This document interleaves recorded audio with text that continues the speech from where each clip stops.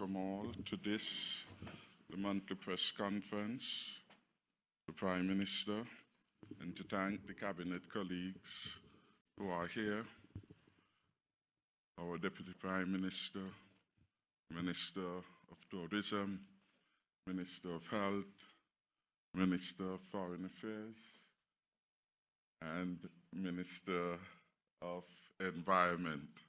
But the wearing of masks is not always easy.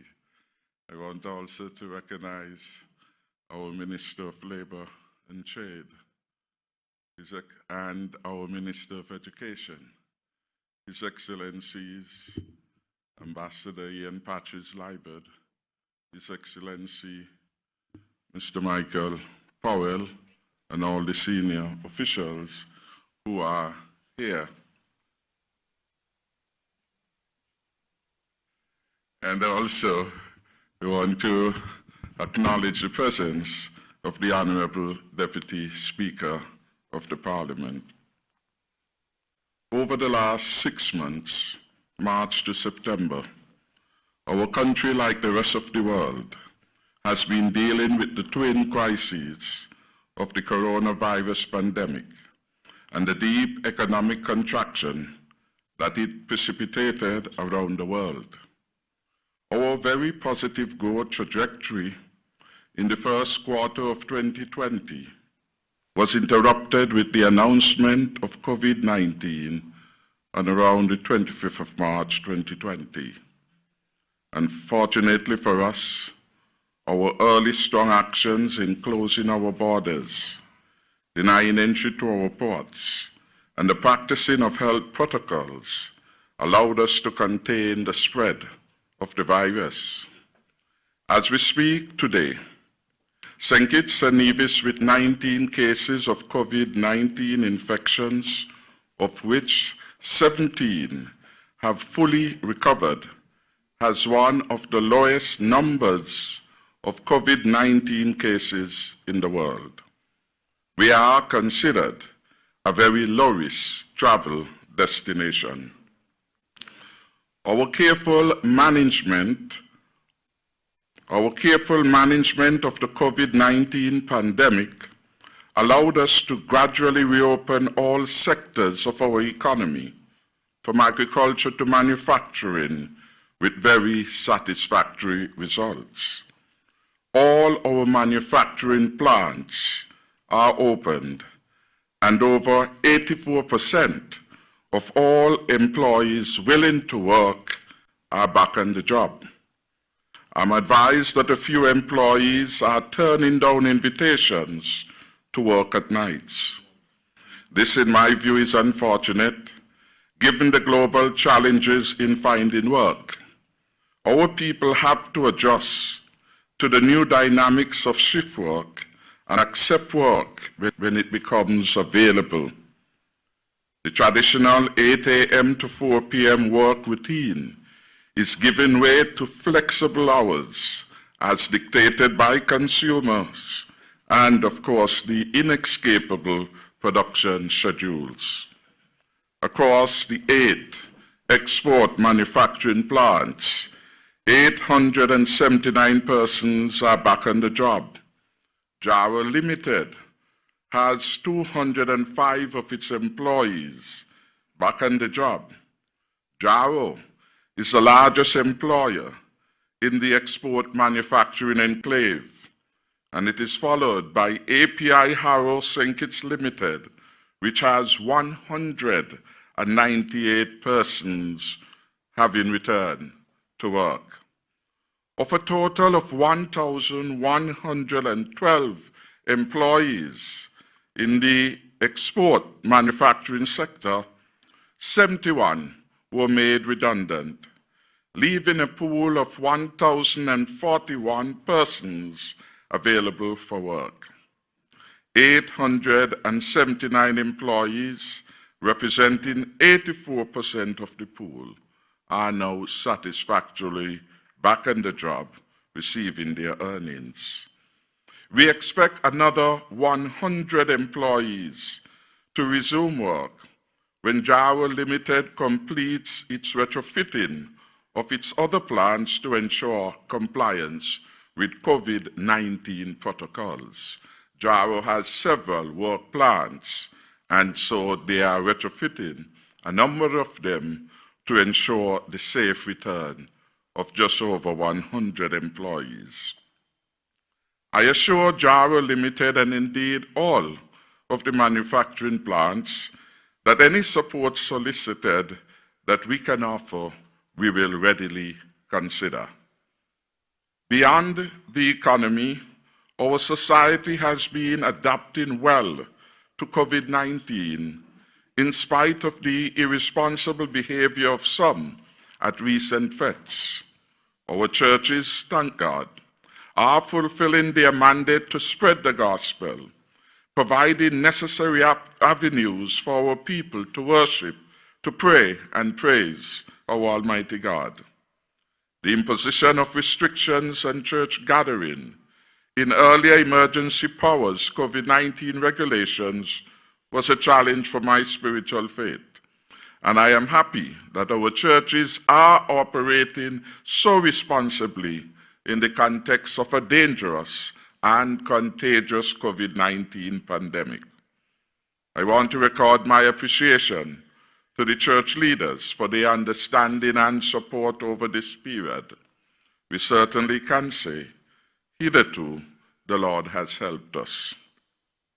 St. Kitts and Nevis has come a long way in its successful management of the COVID-19 cases.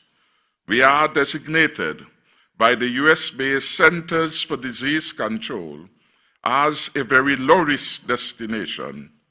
We are one of the countries approved to be a part of the CARICOM travel bubble.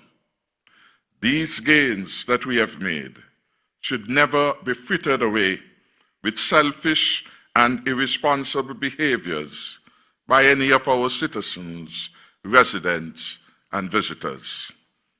Accordingly, in preparation for the imminent opening of our borders, we have insisted that our citizens and residents comply with all health protocols, especially the wearing of masks in public, frequent hand washing, physical and social distancing, and indeed in that regard we must remind people in their own self-interest they will have to consider avoiding large crowds and congested areas. These practices have to become second nature to us as we work to protect ourselves, our families, our friends and loved ones. Given that all of our COVID-19 cases were travel-related or imported cases, strict compliance with the health protocols is the only way to contain the spread of the virus, minimizing any strain on our small health system and loss of employment and productivity due to quarantine, isolation, or hospitalization. To date, our hotel sector remains substantially closed.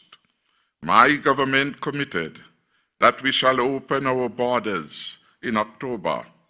We did so on the assumption that the critical stakeholders, such as the St. Christopher Year and Seaport Authority, SCASPA, our hotel operators, and indeed the Ministry of Tourism, would ready themselves for the reopening. I am advised by the Tourism Authority that so far 3,458 workers in hotel, hospitality, and transport subsectors have been exposed to training as to the new norms for living and working safely in a COVID-19 environment. The chairman of SCASPA, Mr. Damian Hobson, has advised that works at our main airport, the RLB International, commence on Monday, the 28th of September. That is this week, Monday. The contractor, Ballet Project Management, has advised SCASPA that work will be completed not later than October 26, 2020. The first phase of the work addresses the Welcome Center on the ramp in front of the arrivals area, converting the VIP lounge into a medical screening area and constructing sneeze guards on the counters. I have consulted with our health experts, and they have been working with Scottsboro on plans to retrofit our airport for passenger movement in a manner that minimizes risk of COVID-19 infection by our frontline workers at the airport, including our immigration officers, customs officers, and taxi operators. Having consulted with our critical stakeholders regarding their readiness and taking into account the level of national preparedness and awareness of the risks of COVID-19, we will open our borders to the rest of the world. But rest assured, we will never drop our guard. Lives will be protected at all costs. I am pleased to report that our borders will be fully opened on October 31st, 2020. I repeat, our borders will be fully opened on October 31st, 2020. We open our borders not just for tourists or hoteliers. We do this to allow our own nationals and residents abroad the opportunity to return home to their families, their jobs, and their communities in a more regular and predictable way. Additionally, we allow for hotels to open up again to visitors and other guests, and the resumption of work for all of our people. This is a most significant development in my view. We have learned from the experience of others over the last 6 months. We have faithfully been taking the advice of the World Health Organization, the Pan American Health Organization, PAHO, the Caribbean Public Health Agency, CARPHA, and our own health experts and the National Task Force.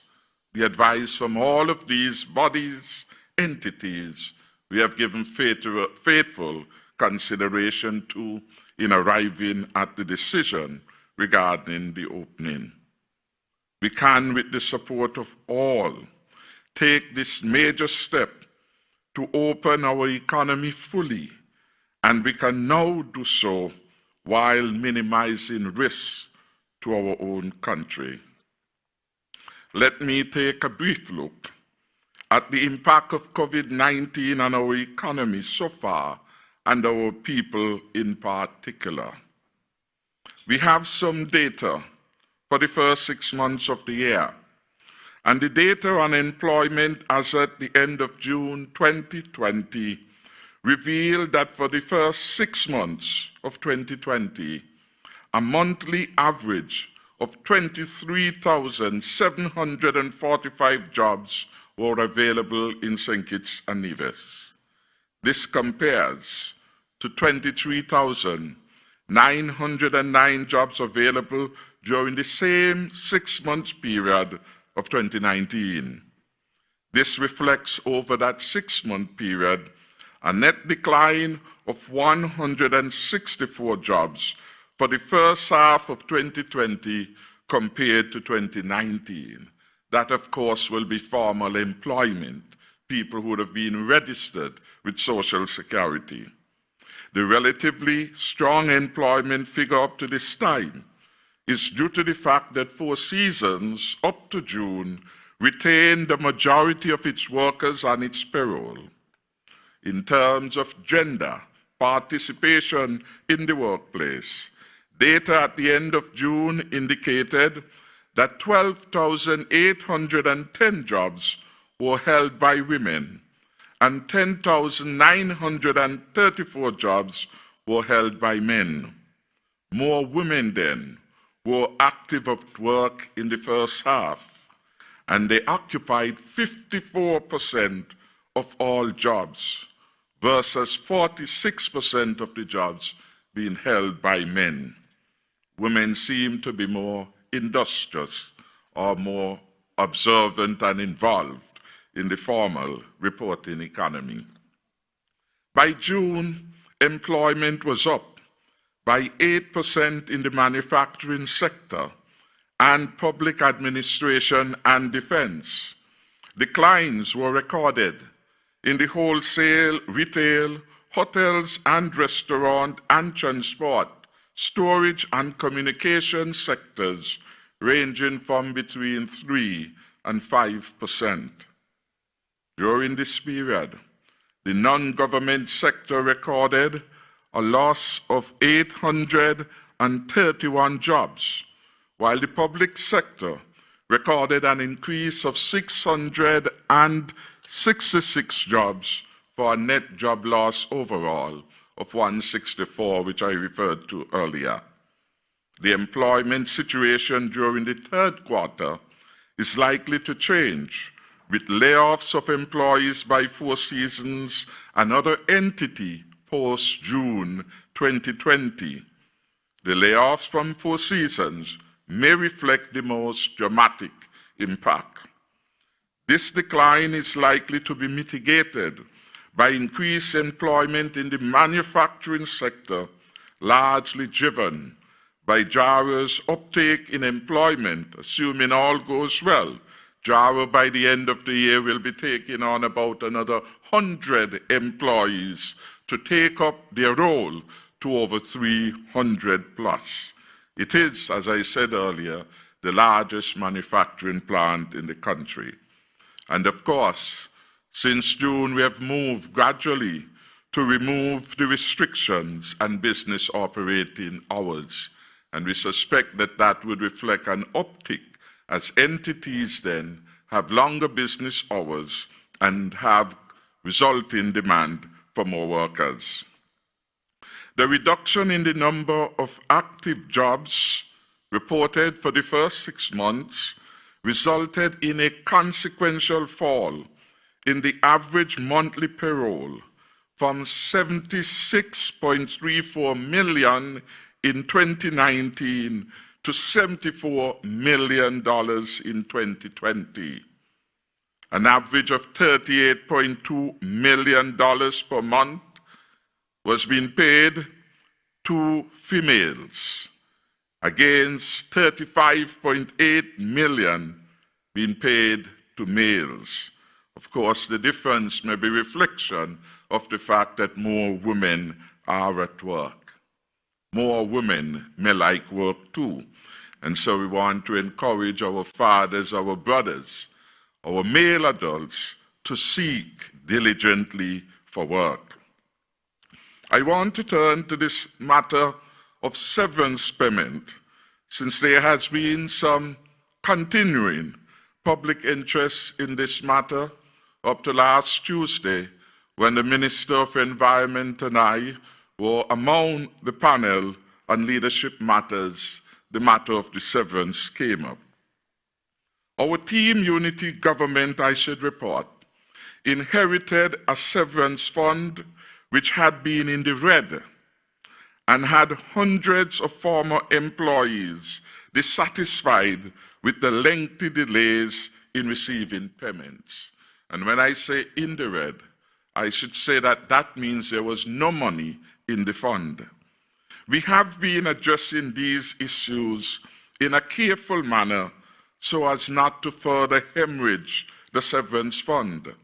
Additionally, to correct errors and the neglect of the former administration, my government has procured the services of an actuary to make determinations on how the financial viability of the fund can be sustained to protect employees in the future. We await that study and subsequent discussion by the tripartite committee and the cabinet on the matter.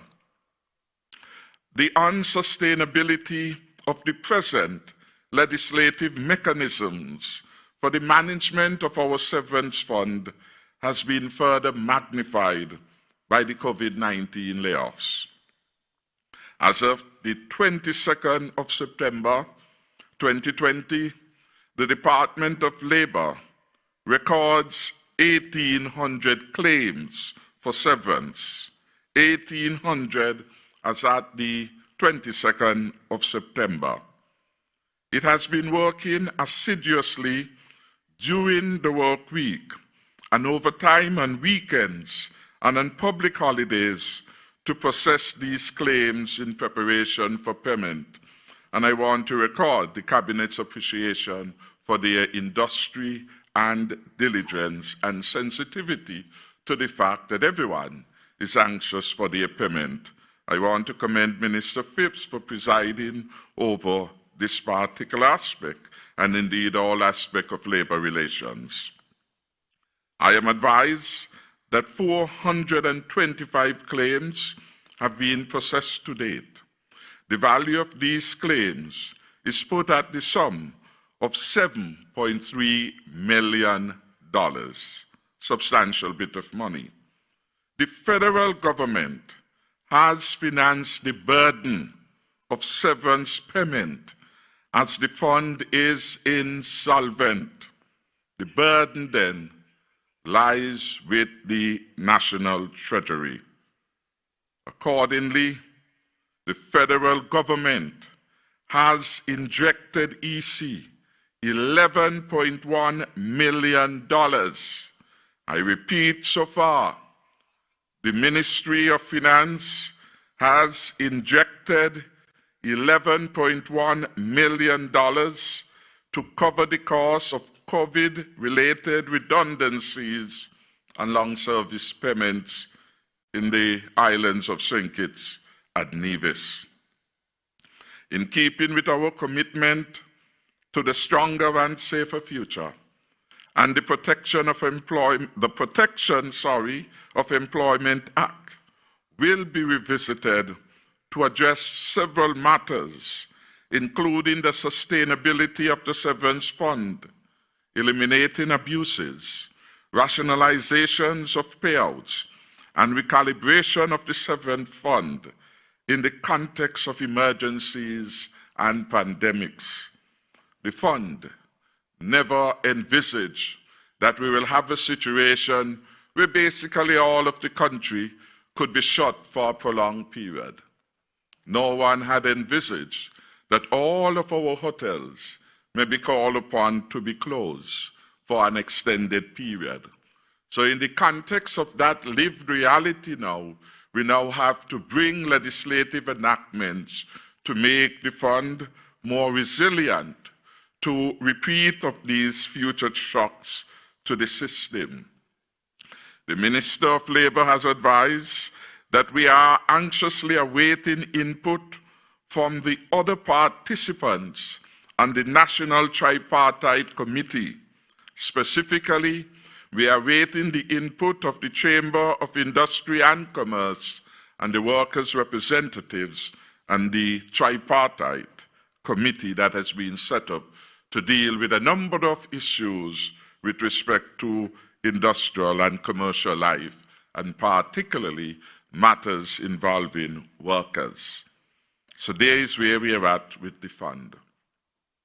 Turning to Parliament, at our Cabinet meeting last Monday, we determined the legislative agenda for October, and we shall bring a number of bills to the Parliament addressing a range of issues relating to qualifications for voting, revisiting the residency period for citizenship, international cooperation and matters of taxation, among other things. Following our general practice, after the first reading, some of these bills will be available for public discussion and input before their third and final reading in the Parliament.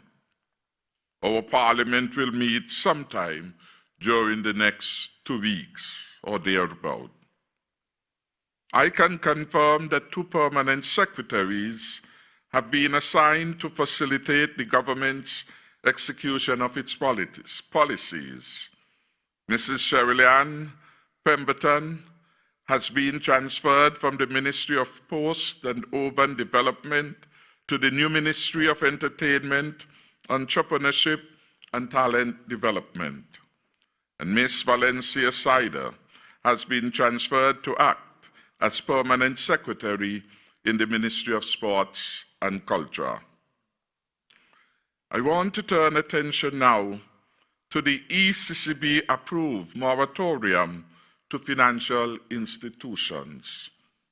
We commend the decision of the Eastern Caribbean Central Bank and the Eastern Caribbean Currency Union Bankers Association to extend the 6 months moratorium on the repayment of loans, both principal and interest, which ended yesterday, the 30th of September. The extension now goes on for a further 12-month period that is starting today, October 1st. And that extension of the moratorium to customers will be based on assessment of their financial condition by their respective commercial banks. In the first 6 months, you asked, and you would have been given almost as a matter of formality. For the next 12 months, you can ask, but the banks will also do a more vigorous assessment of your ability to pay. So if your conditions would have improved significantly, it is very possible that your bankers can say no. In the first wave, the Monetary Council had basically requested, perhaps insisted, that everyone should be given the opportunity for a stay in their payment of principal and interest. The banks, after consultation with the Eccb, have agreed that they will extend it for a 12-month window. Now, the 12-month period have come into consideration because it is expected for a longer period we will still be living with COVID-19, at least for another 12 months. That is why we have to get in the norm of doing the right thing, and that is why we must avoid complacency in application of the health protocols. In addition to the deferral of payments, a waiver of late fees and charges will be applicable to qualified customers during this period.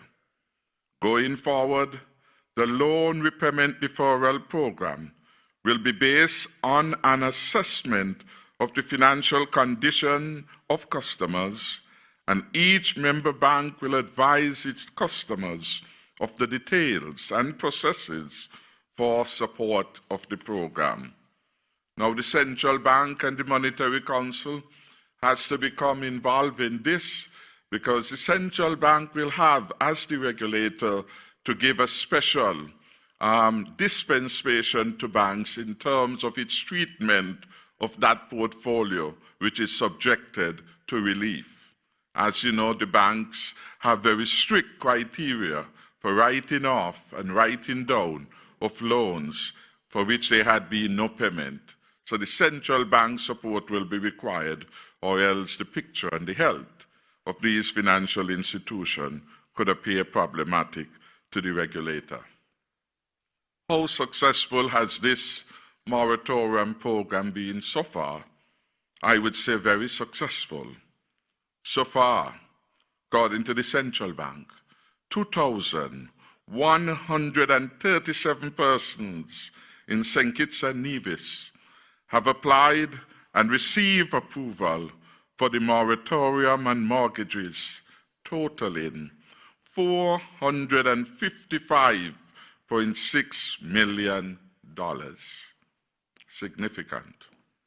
2,137 persons in St. Kitts and Nevis have been approved for the moratorium and mortgages, and the mortgages total a whopping $455.6 million.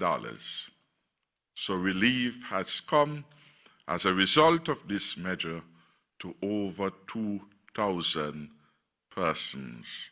This is significant. Our 37th Independence Anniversary celebrations have now ended, and overall the assessment is that they went very well. I therefore, as the Chair of Cabinet and Prime Minister, offer my sincerest commendations to the Honorable Akila Byron Nisbet, Chairperson of the Independence Anniversary Committee, and all committee and subcommittee members for their hard work. Commendations are due to every participant, every citizen and resident for the patriotism and pride exhibited during these celebrations. Young Destiny Morris will long be remembered for her contribution to the 37th anniversary of independence by her winning submission of the theme, Resilience, Innovation, and Security for Independence 2020. Destiny, for the record, is merely 12 years old. Let's give her a special hand of encouragement. Speaking of students, let me on behalf of the Cabinet congratulate, and I'm advised, 1,762 candidates participated and succeeded in the CXC, CSEC, which is secondary, and CAPE, largely at the CFBC level examinations. That figure sounds right? Sounds right according to the Minister of Education. Again, we commend the teachers, the parents and guardians, the invigilators, and the Ministry of Education for their support to our students as they sat exams this year under difficult and novel conditions of a global health pandemic. Their resilience, perseverance, and adaptability shone brightly. Last evening, I attended the launch of the St. Kitts and Nevis Robotics Association and Symposium at Government House, Springfield. Also with me was the Minister of Education and the Minister of Health. In my view, we have an amazing cadre of young people committed to science, technology, arts, engineering, and mathematics. I want to commend them all and their future contribution to the growth and development of our country. Our significant investments in education and ICT is, in fact, paying dividends. I want to pause at this moment in time and allow the press to engage.